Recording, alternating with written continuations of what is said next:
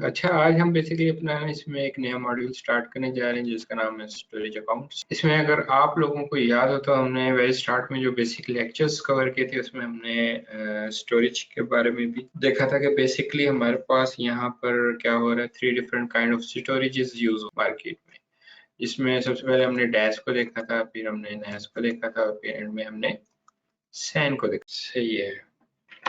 Dash कौन सी storage होती है? डैश डैश पहले ये जो लिखा पूछ रहा हूँ मैं। Dash, good, very good. ये डायरेक्ट अटैच्ड है। इसका हमने जिक्र किया था, जैसे हमारे पास लैपटॉप में या डेस्कटॉप में हार्ड डिस्क लगी हुई होती है, उसको हम डायरेक्टली यूज कर रहे होते हैं अपने लैपटॉप या डेस्कटॉप में, और यूएसबी हम जैसे इसमें लगाते हैं वो क्या होता है, डायरेक्ट हमारे उस हार्डवेयर के साथ अटैच होती है। तो इस वजह से हम उसको कौन सी स्टोरेज बोलते हैं?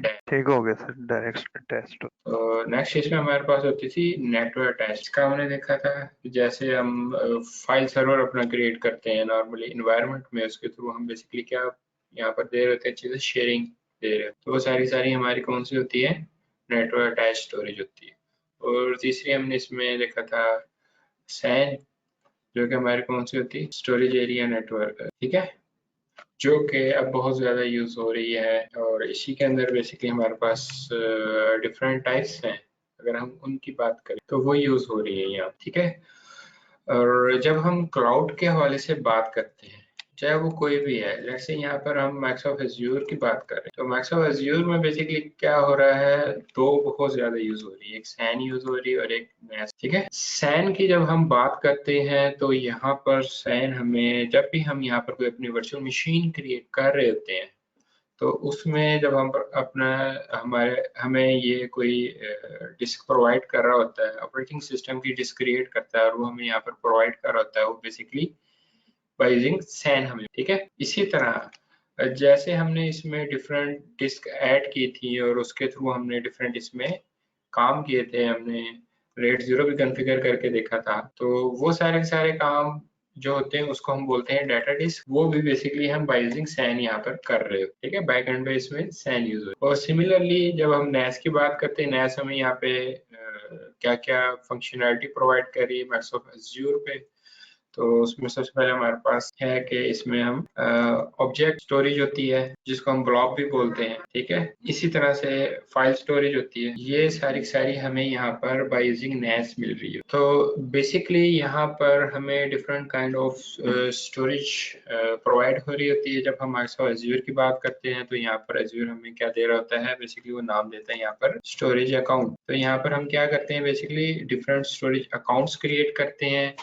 जब हम अपना कोई स्टोरेज अकाउंट क्रिएट कर रहे होते हैं, वो हमें डिफरेंट यहाँ पर इसमें चीजें दे रहा होता है। डिफरेंट काइंड ऑफ स्टोरेजेस हमें यहाँ पे प्रोवाइड हो रही है। सबसे पहले यहाँ पे हमें ब्लॉब है, सेकंड है यहाँ पर हमें फाइल स्टोरेज मिलती है, थर्ड यहाँ पे हमें क्यू स्टोरेज मिलती है। ठीक है, उसके बाद हमें टेबल स्टोरेज मिल रही होती है।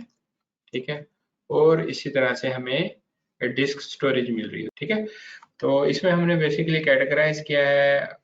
डिस्क स्टोरेज में आपकी ये दोनों आ जाती हैं, ये सारी बाय यूजिंग सैन आपको मिल रही होती है। बाकी नैस में आपकी ये डिफरेंट स्टोरेजेस आ जाती। क्लियर है यहाँ तक? तो ये बेसिकली जब हम बात करते हैं एज्योर के स्टोरेज अकाउंट्स की, तो वहां पर ये डिफरेंट स्टोरेज की टाइप्स प्रोवाइड कर रहा होता है। ठीक है, तो अब हम सीधा चलते हैं अपने उसमें एज्योर पे, पोर्टल पे आ जाते हैं, और यहाँ पर हम बेसिकली क्या करते हैं, अपना एक स्टोरेज अकाउंट क्रिएट करते हैं। तो उसके लिए हम सिंपली यहाँ पर अगर सर्च में स्टोरेज अकाउंट टाइप करें तो यहाँ पे वो आपको ऑप्शन दे रहा होता है स्टोरेज अकाउंट्स की, उसमें आ जाए। सबसे पहले आपने कोई भी इसमें फंक्शन परफॉर्म करना है। जो टॉप 4 हमने यहाँ पर लिखी है, जो ब्लॉक बनाना चाह रहे हैं, फाइल स्टोरेज बनाना चाह रहे हैं, क्यू या टेबल, इन चारों को का हमने जो भी काम करना होगा उसके लिए हमें क्या करना पड़ेगा, सबसे पहले यहाँ पर आकर स्टोरेज अकाउंट क्रिएट करना पड़ेगा, अदरवाइज हम उसको यूज नहीं कर। ठीक है, तो उसके लिए सबसे पहले हम क्रिएट करेंगे स्टोरेज अकाउंट। चाहे आप वो यहाँ पे क्रिएट स्टोरेज अकाउंट पे क्लिक करें या आप यहाँ पर क्रिएट पर क्लिक करते हैं, कहीं पे भी आप क्लिक करेंगे तो आपको कहाँ लेकर जाएगा, स्टोरेज अकाउंट की क्रिएशन पर लेकर जाएगा। ठीक है, तो यहाँ पर आकर आपने क्या करना है, अपना बेसिकली रिसोर्स ग्रुप चूज कर लेना है, किस रिसोर्स ग्रुप में आप अपना इस स्टोरेज अकाउंट को क्रिएट करना चाह रहे हैं। उसके बाद आपने बेसिकली इसको नाम दे देना है। ठीक है, माई टेस्ट स्टोरेज 0092 इस तरह से ये आपने बेसिकली देना है। वो आपको बता रहा है कि ऑलरेडी टेकन है, इट मीन्स कि ये क्या होना चाहिए आपका ग्लोबली यूनिक होना। तो मैंने इसके आगे 1 दिया है तो उसने उसको ले लिया है, ठीक है। उसके बाद यहाँ रीजन है। रीजन जब आपने अपना रिसोर्स ग्रुप बनाया तो वहाँ पे अपना रीजन दिया होता है कि आप बेसिकली ये रिसोर्स ग्रुप किस रीजन के लिए क्रिएट कर रहे हैं, तो नीचे उसका आ गया रीजन। सेकंड यहाँ पे आपको वो ऑप्शन दे रहा है परफॉर्मेंस की। परफॉर्मेंस में आपको 2 चीजें दिखा रहा है, स्टैंडर्ड और प्रीमियम, ठीक है। स्टैंडर्ड में आपको वो जनरल पर्पस का वर्जन 2 प्रोवाइड कर रहा है। इसका वर्जन 1 आया था, तो अब इसका जो चल रहा है वर्जन 2 चल रहा है, तो यहाँ पर आप उसको यूज कर सकते हैं, ठीक है। इसमें दोनों में बेसिकली फीचर्स की है रिक्वायरमेंट के कौन कौन से फीचर्स आपको इसमें मिलते हैं। उसके लिए अगर मैं इसके लेकर आऊँ आपको, तो यहाँ पर आपको बता रहा है कि स्टैंडर्ड में आपको क्या मिल रहा है और प्रीमियम में आपको क्या, ठीक है। स्टैंडर्ड जनरल पर्पस वर्जन 2 में वो आपको बता रहा है कि आप कौन कौन से स्टोरेजेस क्रिएट कर सकते हैं, और प्रीमियम में आप कौन कौन सी कर सकते हैं। तो सारे सारे आपको इस टेबल में मेंशन करके दे। और फिर रिडंडेंसी के पॉइंट ऑफ व्यू से वो बता रहा है कि किस तरह से आप इसको रिडंडेंट कर सकते, मतलब आप कैसे नंबर ऑफ कॉपीज यहाँ पे क्रिएट करेंगे और कहाँ पे आपकी वो कॉपीज क्रिएट। क्लियर? ठीक है सर। तो बेसिकली हमने जो हमारा यूज है उसको देखते हुए हमने यहाँ से चूज कर लेना है। नॉर्मली हम इसमें स्टैंडर्ड को ही यूज कर रहे होते हैं, तो हम स्टैंडर्ड को ले लेते हैं। उसके बाद हम आते हैं इसमें रिडंडेंसी में। रिडंडेंसी में आया तो बेसिकली यहाँ पर इसने हमें जो, अगर हम बात करते हैं तो बेसिकली हमारे पास 3 रिडंडेंसी की टाइप्स है। तो अगर आप यहाँ पे देखें तो यहाँ पे आपको ये डिफरेंट 4 रिडंडेंसी की टाइप्स दिखा रहा है, ठीक है ना।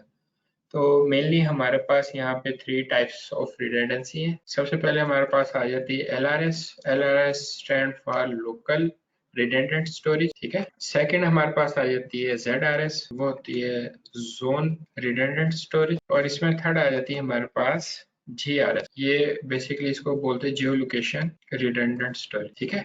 अब इन दोनों तीनों में डिफरेंस क्या है। जब हम बात करते हैं LRS की, इसका मतलब है कि ये आपका जो भी लोकल रीजन है जिसमें आप बेसिकली अपने उसको क्रिएट कर रहे हैं रिसोर्स को, जैसे कि हम यहाँ पे स्टोरेज अकाउंट को क्रिएट करने जा रहे हैं, तो ये क्या करेगा, लोकली उसकी है ना कॉपीज रखेगा। रिडंडेंसी की मीन वो बेसिकली उसमें कॉपीज रख रहा है।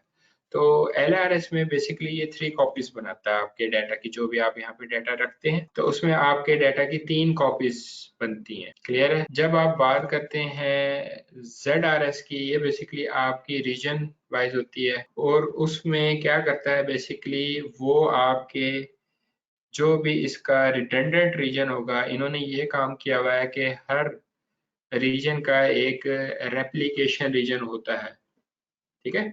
जैसे ईस्ट को अगर हम यूज कर रहे हैं, यहाँ पर हमने बेसिकली क्या चूज किया था ऊपर से, ईस्ट यूएस। ईस्ट यूएस का जो रिडंडेंट रीजन होता है वो होता है वेस्ट यूएस। तो अगर आप ईस्ट यूएस में क्रिएट कर रहे हैं तो वो आपकी एक कॉपी क्या करेगा दूसरे रीजन यानी कि वेस्ट यूएस में उसकी एक कॉपी क्रिएट कर, ठीक है। क्लियर है? ये वेरी सिंपल वर्डिंग में मैं आपको ये चीजें बता रहा हूँ। इसके डॉक्यूमेंटेशन में जाके पढ़ेंगे तो आप घूमते रह जाएंगे ये क्या क्या बातें कर रहा है, तो उसमें आपको हो सकता है उसकी ना इतनी कोई खास समझ ना आए।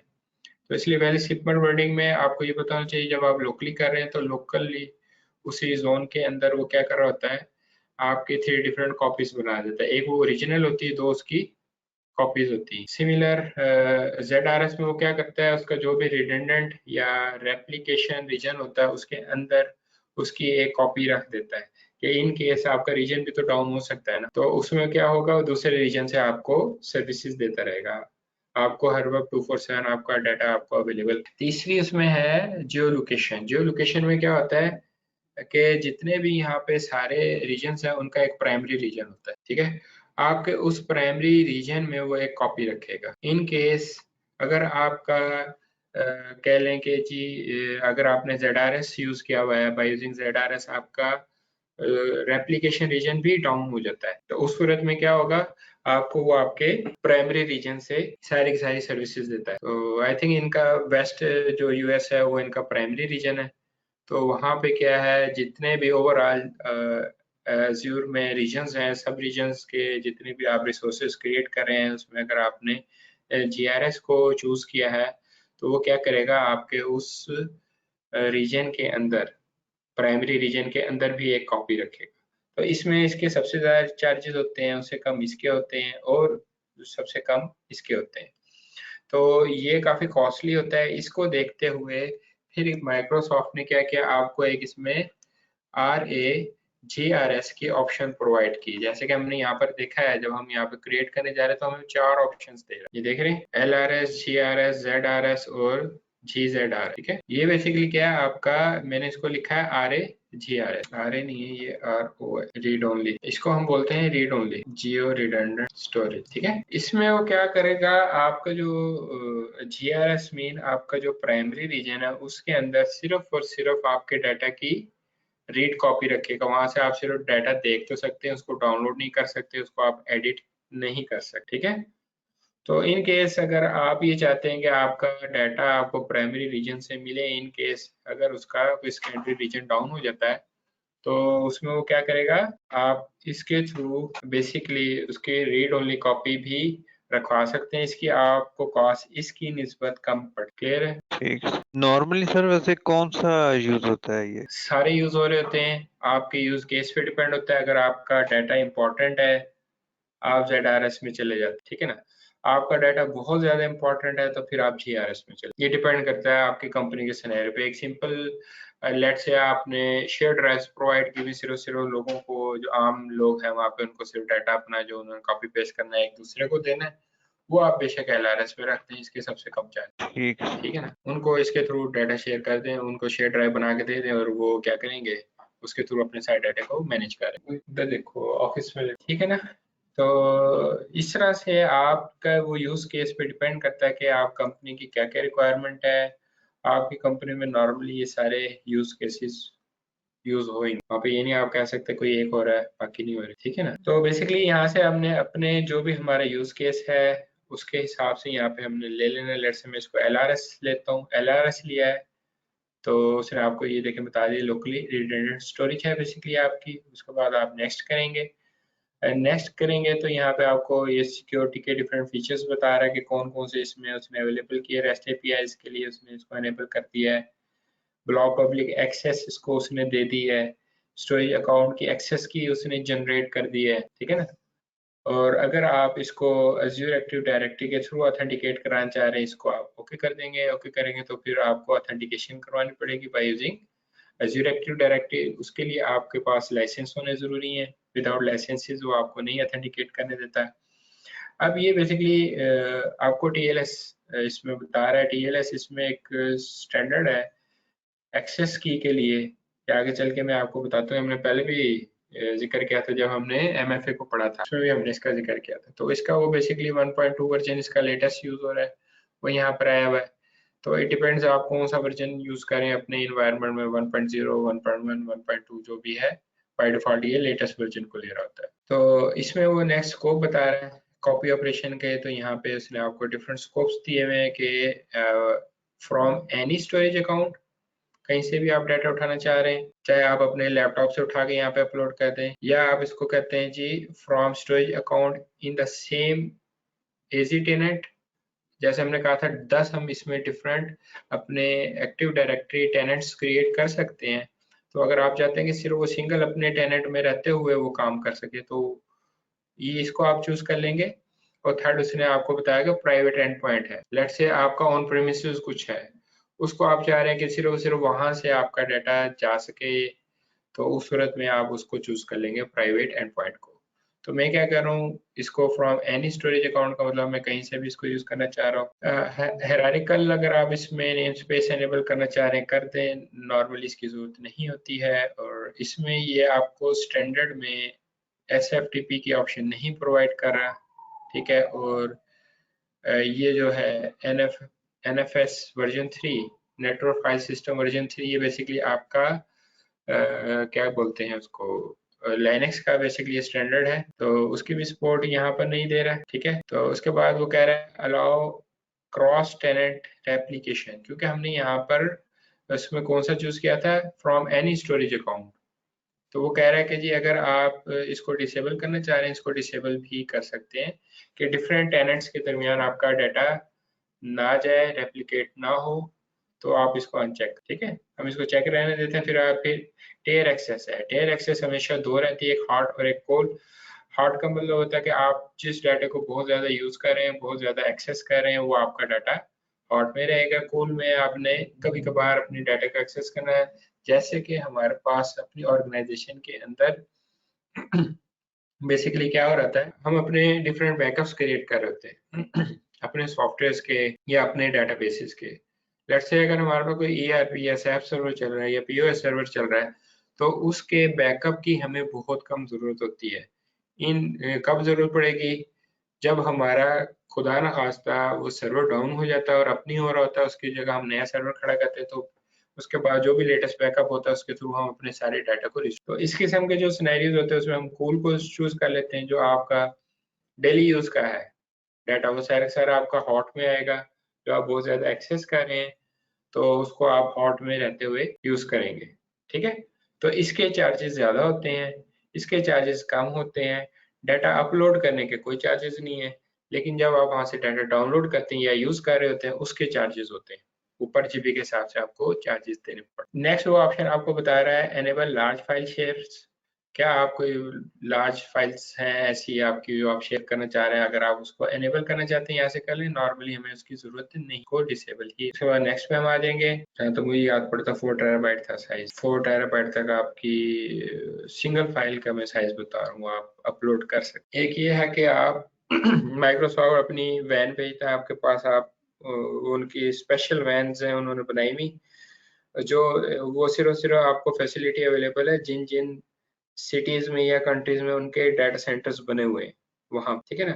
उसमें वो क्या करते हैं, आपके पास वैन है कि फिजिकली आपको एक हार्ड डिस्क दी जाएगी जिसमें आप पोर्टेबल हार्ड होती है, उसमें आप अपना सारा डाटा कॉपी कर लेते हैं, वो वैन में वापस रखेंगे। उसका एक स्पेसिफिक टेम्परेचर है, बड़ी सेफ है, किसी किस्म का कोई पूरी बस बेशक जल जाए, वो वैन जल जाए, आपकी हार्ट सेफ रहती है, उसको कुछ नहीं होता, ठीक है ना। जैसे अच्छा। ब्लैक बॉक्स का कंसेप्ट है, जी जी। ठीक है ना, उसी तरह जैसे वो एरोप्लेन में ब्लैक बॉक्स होता है, पूरा एरोप्लेन तबाह हो जाता है, उसको आग लग जाती है, लेकिन ब्लैक बॉक्स को कुछ नहीं होता है। तो सेम इसी तरह से उन्होंने वो सिनेरियो यहाँ पे यूज किए हुए हैं, उसको यूज करते हुए उन्होंने अपनी वो सारे बिल्डअप की हुई है वैन्स, उसमें वो लेकर चले जाते हैं। या सेकेंड ऑप्शन होती है, आप अपनी कोई परचेज करें पोर्टेबल हार्ड, उसमें सारा डाटा कॉपी करें। लेट से मैं कहता हूँ आपके पास 100 पीटाबाइट का डाटा है जो कि आपकी कंपनी का है, आप फिर उसमें कॉपी करके उनको कोरियर कर देते हैं, तो वो आपको काफी चीप पड़ता है। अदरवाइज वो जो उनकी वैन आती है डाटा लेके जाती है, वो कॉस्ट आपको काफी पड़ जाती है। तो वो भी सिर्फ सर्विस उनके जिन जिन कंट्रीज और सिटीज में डाटा सेंटर्स हैं वहाँ पे अवेलेबल है, उसके अलावा अवेलेबल नहीं है। तो वहाँ पे आई थिंक उसको डाटा लेक बोलते हैं, क्या बोलते हैं, कंफर्म करना पड़ेगा मुझे। तो वो फिर जाके अपने स्टोरेज सर्वर के साथ उसको लगा देते हैं, वहाँ पे वो मैनुअली आपका डाटा कॉपी करते हैं, उसके बाद आपको उस डाटा की, तो इस तरह से ना बेसिकली होता है। अगर मैं यहाँ पे आपको दिखाऊं, तो जैसे अगर आप एक कोई स्टोरेज अकाउंट क्रिएट करते हैं, ये एग्जाम में ना क्वेश्चन आ जाते हैं, ये आपको लिंक शेयर हो जाएगा, इसमें देख लिएगा। Maximum total number of storage accounts आप कितने क्रिएट कर सकते हैं, तो उसने लिमिट बताई हुई है आपको 250 पर सब्सक्रिप्शन, ठीक है। और उसके बाद अगर इसमें बात करें कि मैक्सिमम कैपेसिटी कितनी होती है, जब आप कोई एक स्टोरेज अकाउंट यहाँ पे क्रिएट करते हैं तो वो आपको बता रहा 5 पीटाबाइट की कैपेसिटी है, यानी कि 5000 टेराबाइट। 5000 टेराबाइट की यहाँ पे आपकी एक सिंगल स्टोरेज बनती है। जब आप अभी हम क्रिएट करेंगे ना, उस पे मैक्सिमम जो डाटा अपलोड कर सकते हैं वो 5 पीटाबाइट का, यानी 5000 टेराबाइट का हम उसमें डाटा अपलोड कर सकते हैं, ठीक है क्या बात है। जी।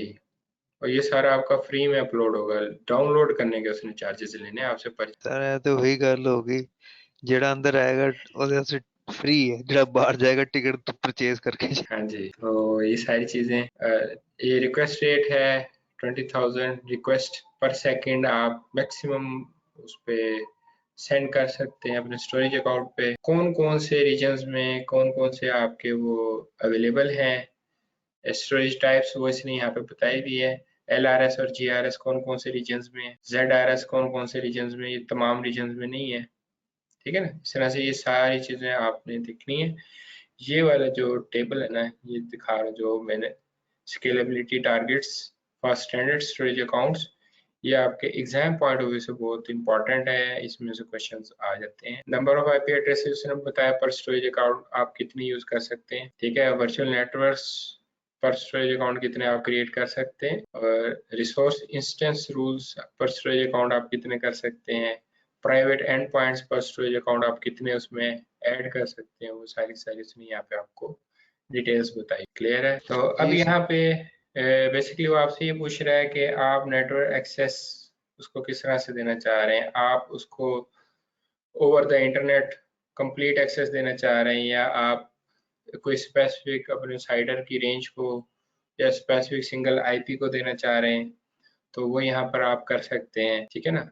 अगर उसको प्राइवेट रखना चाह रहे हैं तो उसको डिसेबल कर देंगे। मैं उसको लोकली एक्सेस करना चाह रहा हूँ इसलिए मैं एनेबल रखूंगा, ये बाद में भी आप एनेबल कर सकते हैं, इसमें कोई इशू नहीं है। राउटिंग पॉलिसी वो आपसे पूछ रहा है कि आप कौन सी यूज करना चाह रहे हैं, माइक्रोसॉफ्ट नेटवर्क राउटिंग यूज करना चाह रहे हैं, इंटरनेट राउटिंग यूज करना चाह रहे हैं, अप टू यू, आप जो भी यूज करना चाह रहे हैं वो बेसिकली आप यहाँ से चूज कर सकते हैं। उसके बाद डाटा प्रोटेक्शन है। डाटा प्रोटेक्शन में आपसे वो पूछ रहा है कि जब आप अपने डाटा को कोई भी फाइल आप यहाँ से डिलीट कर देते हैं तो वो कब तक उसके पास पड़ी रहे, तो वो रिटेन डिलीशन इसको बोलते हैं हम, ठीक है ना। तो इसमें आप बेसिकली इसको नंबर ऑफ डेज बता देंगे, बाय डिफॉल्ट वो 7 डेज तक आपकी फाइल रखेगा।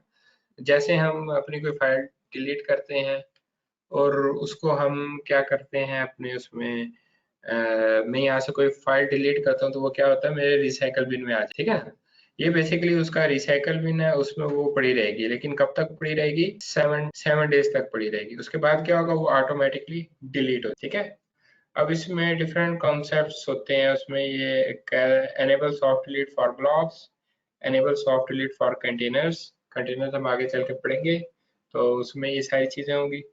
तो अगर आप अपने कोई कंटेनर भी डिलीट करते हैं तो वो बेसिकली हम स्टोरेज अकाउंट के थ्रू ही उनको मैनेज कर रहे होते हैं, तो स्टोरेज अकाउंट में वो हमारे पड़े हुए थे कंटेनर उसको भी आप सेट कर सकते हैं। और वो तीसरी हमें क्या कह रहा है, enable soft delete for file share, सबके लिए उसने बाय डिफॉल्ट क्या किया हुआ है, 7 डेज रखा हुआ है। तो अगर आप इसमें वर्जनिंग एनेबल करना चाह रहे हैं, जैसे आप एक फाइल क्रिएट करते हैं उसके आप डिफरेंट वर्जन यूज कर रहे हैं, अगर हम अपने एप्लीकेशन की बात करें तो लेट्स से आप यूज कर रहे होते हैं व्हाट्सएप, व्हाट्सएप का नया वर्जन आ जाता है तो आप क्या करते हैं अपने लैपटॉप लैपटॉप कह रहा हूँ अपने मोबाइल में क्या करते हैं, नए वर्जन को अपडेट कर, ठीक है ना। तो उसमें क्या होता है कि वो बेसिकली वर्जन्स होते हैं उसके, जब अपना कोड लिखो उनको अगर आपने वर्जन्स को रखना है, लेट्स से आपको पता है कि आपने जो अपनी एप्लीकेशन का न्यू वर्जन बनाया है उसमें कुछ एरर्स होंगे भाई, इन केस अगर वो प्रॉपर वर्क नहीं करती तो आप क्या करें, वापस अपने प्रीवियस वर्जन पर लेकर जाएं, तो उसके लिए आप यहाँ पर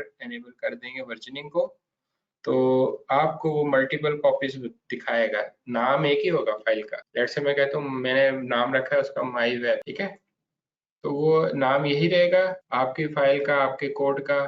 वो उसके आगे जब आप दूसरी लोड करेंगे ना उसमें उसको V1 का टैग दे, फिर इसके बाद आप कोई और उसमें कर देते हैं तो वो उसको V2 का टैग दे देगा। ये सारे उसके पास फाइल्स पड़ी होंगी। आप अगर आपने जो भी आपका यूज हो रहा होगा माई वेब, ये प्रॉब्लम कर जाती है, ये आपकी ओके चल रही है, आप इसको वापस इस पे लेके जा सकते हैं, वर्जनिंग का आपको ये फायदा देता है, तो आपकी वो एप्लीकेशन चलती रहेगी, ना कि वो रुक जाएगी। तो ये चीजें भी प्रोडक्शन में यूज हो रही होती हैं, ठीक है।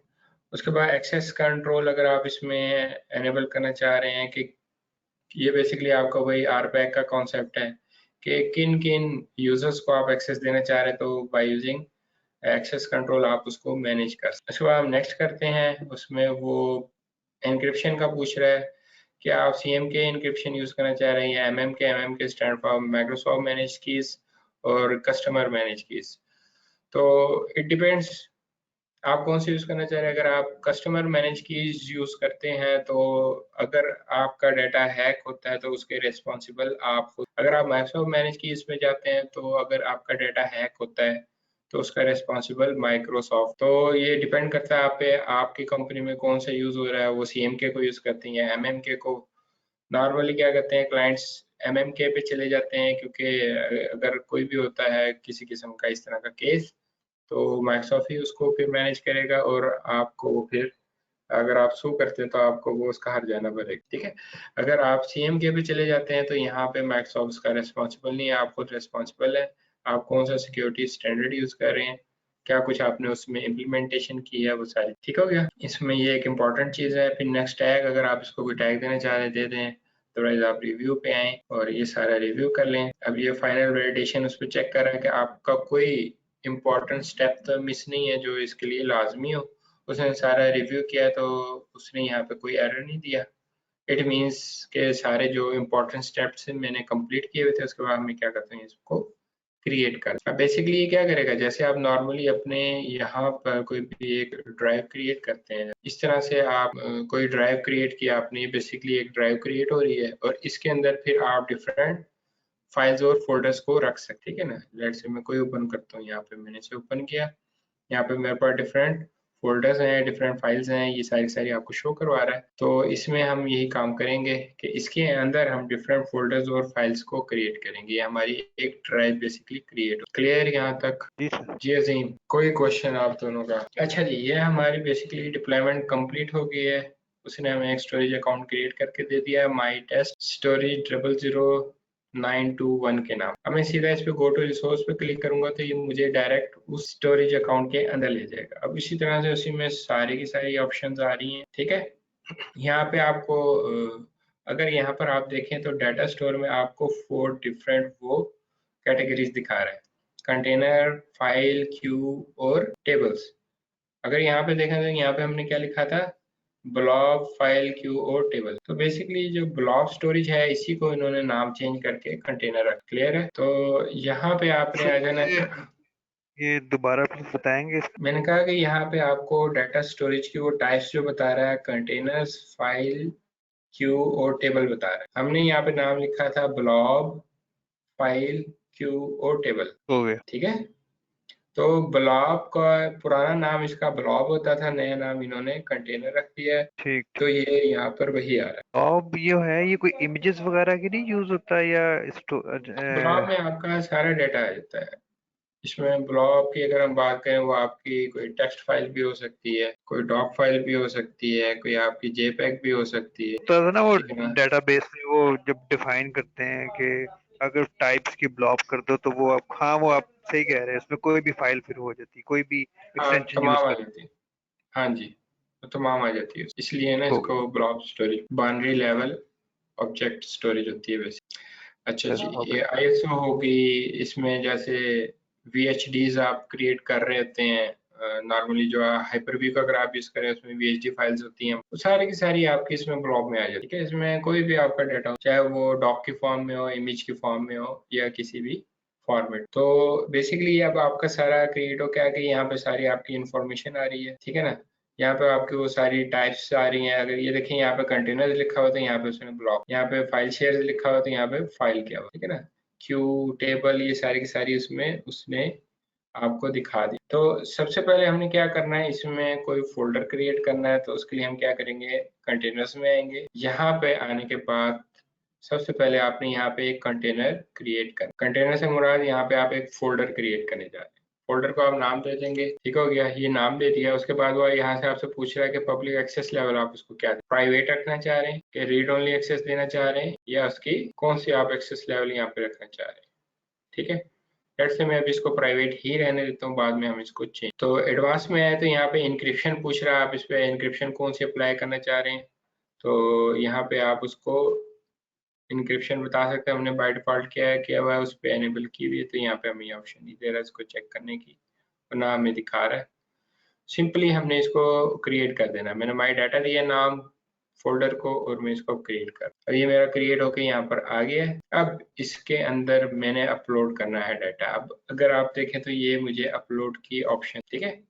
सेकंड टैब आ रहा है एक्सेस लेवल का। एक्सेस लेवल जो अभी हमने देखा था कि पूछ रहा था कि एक्सेस लेवल क्या रखना है, वो जो 3 ऑप्शंस आ रही थी वही यहाँ पर मुझे ठीक हो गया। तो उसके बाद मैं अपलोड पे आऊंगा। अब यहाँ पे आके आप इसको बता देंगे आप फाइल कहाँ से अपलोड करना चाह रहे हैं। मैं फोल्डर पर क्लिक करूंगा और यहाँ पर मैं लेट से डेस्कटॉप पे आता हूँ, डाटा फोल्डर है, ये कुछ डाटा है। लेट से मैं यहाँ से कुछ चूज कर लिया, ये बल्क इंपोर्ट मैंने चूज कर लिया, ठीक है ना। इस तरह से कोई डिफरेंट आप मैं चूज कर, ये मैंने डिफरेंट इसमें से चीजें चूज कर ली और मैं इसको क्या करता हूँ अपलोड कर। अब वो कह रहा है कि जी अगर उसको कोई फाइल ऐसी मिलती जो पहले से यहाँ पर मौजूद है तो उसको राइट कर दे। मैं राइट कर दूँ, एडवांस में आए तो यहाँ पे आपसे पूछ रहा है अकाउंट की आप कौन सी यूज़ करना चाह रहे हैं, ये इसका ब्लॉक साइज आ रहा है, ये इसको बता रहा है। टियर बाय डिफ़ॉल्ट उसने हॉट चूज़ किया हुआ है, आपकी मर्ज़ी आप हॉट पे जाएँ, कूल पे जाएँ या आर्काइव। तो ये जो आर्काइव का ये आपको प्रीमियम में नज़र आता है वहाँ पर लेकिन अगर आपने देखा होगा जब हम इसको स्टैंडर्ड को कर रहे थे तो उसने हॉट और कूल हमें दो। हॉट इन्फ्रारेड का मतलब है बहुत ज़्यादा जो आपके यूज़ हो रहे थे वो यहाँ पे हॉट इन्फ्रारेड में आ जाएंगे, ठीक है। इसी तरह से बाकी सारी डिटेल इंक्रिप्शन कौन सी उसने यूज़ करनी, जो आपने उसका अकाउंट पे लगाई है वही यूज़ करी या कुछ और, ठीक है। उसके बाद सिंपली आपने क्या कर देना है यहाँ पे अपलोड कर देना। और ये नीचे आपसे रिटेंशन का पूछ रहा है, ये भी हम बाद में सेट कर सकते हैं कितनी देर के लिए आप डाटा अवेलेबल करना चाह रहे हैं। तो यहाँ पे जितनी फाइल्स होंगी हमारी 1 बाय 1 वो यहाँ पे उतनी शो करवाएगा कि ये आपकी नंबर ऑफ इतनी फाइल्स हैं और हर एक के अगेंस्ट वो एक यहाँ पे आपको नोटिफिकेशन शो करवाएगा। ठीक हो गया। ये बेसिकली उसने मुझे बता दिया नीचे कि ये आपकी 5 डिफरेंट फाइल्स हैं जो कि अपलोड हुई है और यहाँ पे उसने मुझे मेरी सारी की सारी फाइल्स दिखा, ठीक है। अब अगर मैं किसी भी फाइल पे जाता हूँ तो ये मुझे बताएगा कि बेसिकली आपने कौन सी स्टोरेज टाइप चूज की हुई है। उसमें उसने एक उसका यूआरएल यहाँ पर मुझे दिया है जिसके थ्रू मैं बाय यूजिंग इंटरनेट उसको कहीं से भी एक्सेस कर सकता हूँ। कब मैंने अपलोड किया है, वो लास्ट मॉडिफाइड डेट क्या है, टाइम क्या है, इसका वर्जन आईडी, अगर मैंने इसको कोई वर्जनिंग एनेबल की हुई तो इसका वो आईडी यहाँ पे शो हो जाएगा। स्टोरेज की टाइप में कौन सा यूज कर रहा हूँ, उसके साइज क्या है, एक्सेस टीयर कौन सा मैं यूज कर रहा हूँ, यहाँ पे सारी इंफॉर्मेशन आपके सामने आ। सिमिलरली वर्जन्स पे आएंगे तो वर्जनिंग एनेबल है तो यहाँ पे इस फाइल के जितने भी वर्जन जितने भी कॉपीज यहाँ पे होंगे वो सारी की सारी। स्नैपशॉट्स में अगर आपने अपने इस डाटा का कोई बैकअप लिया तो यहाँ एडिट में आएंगे तो यहाँ पर वो बेसिकली दिखा रहा है कि आपका ये ऑब्जेक्ट है, ठीक है। तो हमने ये एक पीएनजी फाइल अपलोड की हुई तो उसमें जो कुछ था वो सारे के सारे यहाँ पे उसने आपको दिखाया है। इसकी अगर आप कोई एडिटिंग करना चाह रहे हैं कर सकते हैं। लेट्स से मैं ये इसमें ये ओपन करता हूँ टेक्स्ट फाइल और इसके एडिट में आता हूँ तो यहाँ पे देखेंगे जो भी इसके अंदर सारा डाटा है वो सारा मुझे शो कर रहा है और इसमें मैं कुछ भी अगर लिखना चाहूँ मैं लिख सकता हूँ, वो सारा आप लिख के इसको फिर सेव भी कर सकते। तो यहीं पे आप अपने फाइल की एडिटिंग भी कर सकते। और नेक्स्ट में ये बेसिकली एक इसका सैस टोकन जनरेट करता है तो उसके थ्रू बेसिकली इसकी एक्सेस देता है। तो आई थिंक ये दो डिफरेंट आपको कीज प्रोवाइड करते हैं यहाँ, ठीक है ना। इन केस अगर आपकी एक की काम नहीं कर रही तो आप दूसरी की को यूज कर लें, समझ गए। तो यहाँ पे आप जनरेट सैस टोकन कर सकते हैं और उसको यूज कर सकते हैं। उसके थ्रू आप बेसिकली अगर सिक्योर एक्सेस देना चाह रहे हैं उसके थ्रू आप दे समझ आ गई। तो यहाँ पे इसी तरह से हमारे पास है, लेट से मैं इसका ये कॉपी करता हूँ यूआरएल और इसको मैं ओपन कर यहाँ पे ओपन करने देता है यानी करने देता है। तो ये देखें उसने क्या किया, मुझे एक्सेस डिनाइड दे, क्यों दी एक्सेस डिनाइड जी बताएं। ये मैंने इमेज एक्सेस किया उसको बाय यूजिंग उसका यूआरएल जो भी है उसने मुझे एक्सेस इधर ही ये चले सर गए। अभी अभी अभी ये सिर्फ स्टोर हुआ है डाटा अभी नहीं ऐसा कुछ नहीं है। हमने बेसिकली क्या किया हुआ है उसका जो एक्सेस लेवल सेट किया था हमने वो प्राइवेट किया था। अच्छा अच्छा सही है सही है। हमें इसका प्राइवेट नहीं करना, हमने इसका चेंज कर तब वो मुझे कहीं से भी access anonymous read only access देना चाह रहे हैं या एनोनिमस आप फुल एक्सेस देना चाह रहे हैं। ये बेसिकली यहाँ पे दो डिफरेंट मुझे बता रहा है तो साथ मुझे ये बता भी रहा है। तो इस तरह अगर मैं इसका एक्सेस लेवल चेंज करूंगा फिर मैं आके एक्सेस करूंगा तो ये इसको क्या करना चाहिए, मुझे इसकी एक्सेस दे देनी चाहिए। तो अब यहाँ पर क्या हुआ उसने आपका इस इमेज को ओपन करके, ठीक है। ये जो ये आपने एक्सेस लेवल चेंज किया, ये जो प्राइवेट रखा हुआ था, तो ये अगर हम इसका किसी यूजर के साथ लिंक करेंगे तब उसी वही स्पेसिफिक यूजर जो है इसको मतलब देख सकता है, हाँ कुछ जी इस टाइप। जी जी, ऐसे वो काम भी कर सकते हैं। प्लस एक और काम यहाँ पे अगर आप यहाँ पे देखें तो वो आपको क्या बता रहा है, एक्वायर लीज। एक्वायर लीज क्या है कि आपने इसको पब्लिक किया है, कितनी देर के लिए आप इसको पब्लिक रखना चाह रहे हैं, ठीक है। वो सही बेसिकली है। आपने इसमें डिफाइन करना। अब मैंने इसको लीज दी है, आई थिंक ये आप इसकी डिटेल आ रही होती है फॉर 1 वीक होता है। उसके बाद ये ऑटोमेटिकली है ना इसको प्राइवेट कर दे। तो ब्रेक लीज करेंगे तो जो उसने एक्सेस दी हुई है वो क्या होगी, खत्म हो जाएगी। अगर आपने इस तरह यूजर्स को भी एक्सेस दिया है तो यहाँ से आप बेसिकली क्या कर सकते हैं, टेम्परेरी एक्सेस उसको यूजर को प्रोवाइड कर सकते। क्लियर है। जी सर ठीक। तो इसके बाद एक और चीज यहाँ पर आ रही है, वो क्या आ रही है कि हम यहाँ पर देख रहे हो चेंज टीयर के हमें ऑप्शन दे रहा है। लेट्स से हमने यहाँ पे टीयर कौन सा सेट किया हुआ है, हॉट इन्फ्रारेड सेट किया हुआ। तो लेट्स से हमने इसको हॉट रख दिया, हॉट में हमें चार्जेस ज़्यादा पड़ रहे हैं और हम इसको चेंज करना चाह रहे हैं, तो उसके लिए हमें इसने यहाँ पे ऑप्शन दी हुई है, बजाय इसके कि हम अपने इस जो भी कंटेनर हमने क्रिएट किया इसको डिलीट करें और दोबारा अपने सारे डाटा को अपलोड करें। तो यहाँ यहीं पर उसने हमें प्रोवाइड की हुई ऑप्शन कि आप चेंज टियर पे आए और यहाँ से बेसिकली आप क्या कर सकते हैं, उसको चेंज कर, ठीक है। तो चेंज करके आप जैसे इसको सेव पे क्लिक करेंगे तो आपका जो टियर है वो चेंज हो जाएगा, वो हॉट से कोल्ड में चला जाएगा। क्लियर यहाँ तक? तो सिमिलरली अगर आप इस जो भी आपका ये है, अच्छा एक और चीज़, मैं किसी और पे जाता हूँ, लेट्स से मैं ये टेम्पलेट डिप्लॉयमेंट पर आया और लेट्स से मैं इसको ओपन करता हूँ, तो ये ओपन होना चाहिए नहीं होना चाहिए? नहीं, अगर आपने इसको पब्लिक किया हुआ है तो फिर तो ओपन होना चाहिए इसको, पर ये तो .txt है। जो भी हो वो हमें वेब बेस्ड एक्सेस देगा ना, उसने हमें यूआरएल दिया हुआ है। नहीं तो अगर तो प्राइवेट है फिर तो नहीं देगा, अगर पब्लिक है तो फिर तो देना चाहिए। ठीक है। अब हमने जब इसको किया था, इसको हमने पब्लिक कर दिया था, जी जी चले हम इसको देखते हैं हमें एक्सेस देता नहीं देता। मिल गया हमें एक्सेस, जी ठीक है। क्यों मिल गया? हमने इसकी दफा उसको पब्लिक किया था, यहाँ से जी आके किया हमने था, बेसिकली क्या किया था, आकर हमने चेंज कर दिया एक्सेस था लेवल आपने। उसका सेट किया, ठीक है। क्लियर? हाँ जी डन हो गया। तो सिमिलर अगर आपने यहाँ से डिलीट करना है, तो जो भी ऑब्जेक्ट इसमें आपने अपलोड किया हुआ उसको डिलीट करना चाहे तो वहाँ इसमें आकर डिलीट पे क्लिक करें।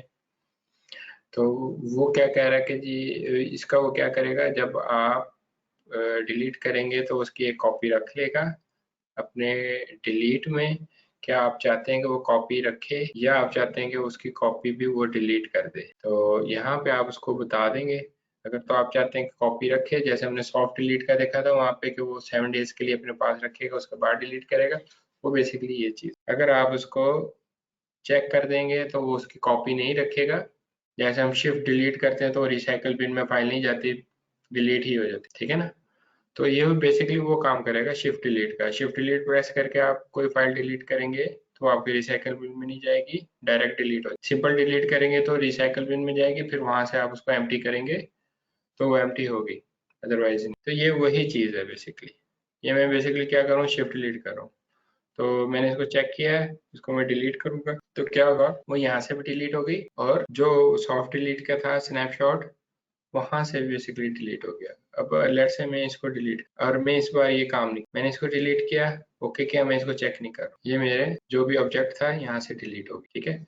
तो अब ये कहाँ जाएगा, बेसिकली मेरे इसमें स्नैपशॉट्स में चला गया। तो उसके लिए मुझे क्या करना पड़ेगा, ये उसने मुझे यहाँ पे बटन दिया हुआ है शो डिलीटेड ब्लॉक्स, उसके लिए मैं इसको एनेबल करूंगा। तो यहाँ पे वो मुझे क्या करेगा, दिखा देगा कि मैंने कौन कौन से अपने ब्लॉग वो डिलीट कर दिए हैं, ठीक है ना। तो बेसिकली यहाँ पे आपको वो दिखा रहा हूँ कि ये आपके डिलीट हो गए हैं ब्लॉग्स या ऑब्जेक्ट्स, और बाकी ये आपके पड़े हुए हैं। क्लियर है? तो अगर मैं ठीक इसको है ऑफ कर दूंगा तो वो मुझे नहीं दिखाएगा। तो जो कुछ भी मैंने यहाँ पे डिलीट किया है उसको देखने के लिए मुझे क्या करना पड़ेगा, इसको एनेबल करना पड़ेगा, तब वो मुझे दिखाएगा। चलिए ठीक है, फिर इंशाल्लाह कल होती है मुलाकात। ओके, अल्लाह हाफिज।